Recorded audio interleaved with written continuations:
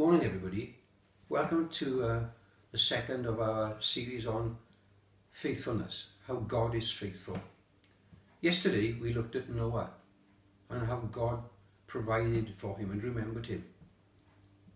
And I want to talk today about the fact that God did the same for Abraham. Abraham was one of those heroes of the faith, as Noah was, that we find in Hebrews chapter 11.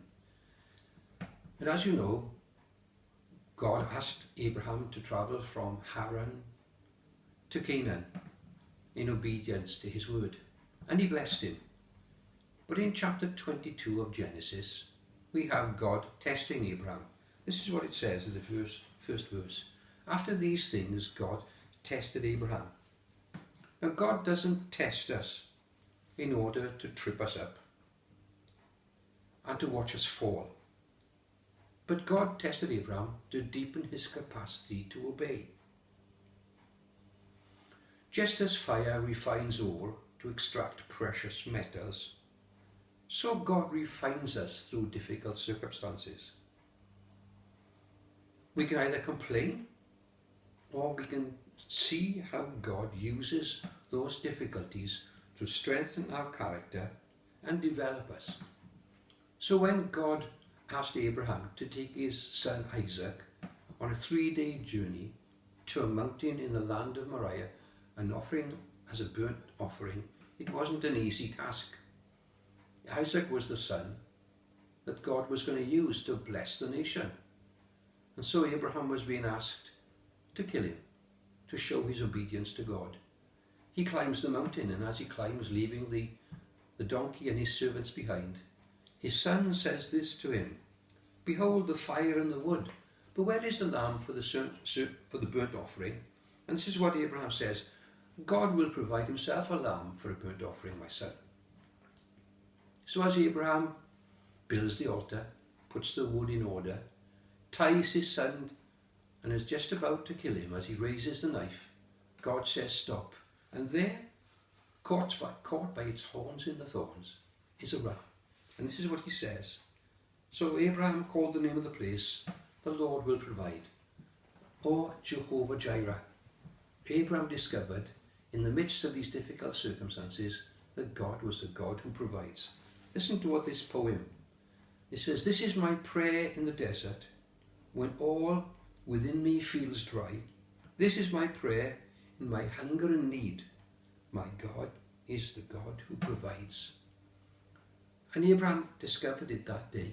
So he untied his son and he sacrificed the ram instead. And they walked down back to the servants, because Abraham had said originally, "We will return," sort of thing. "We will be back," he had told the servants at the bottom. So he believed God amazingly throughout all this. And you know, today, God is a God who provides. Philippians chapter 4 says, "God will supply all your needs according to his riches in glory." Or God will supply every need you have. Paul discovered that many years later, that the same God who looked after Abraham and provided every need he had was there with him in prison. And during those times in prison, Paul knew the prayers of the churches that he had established.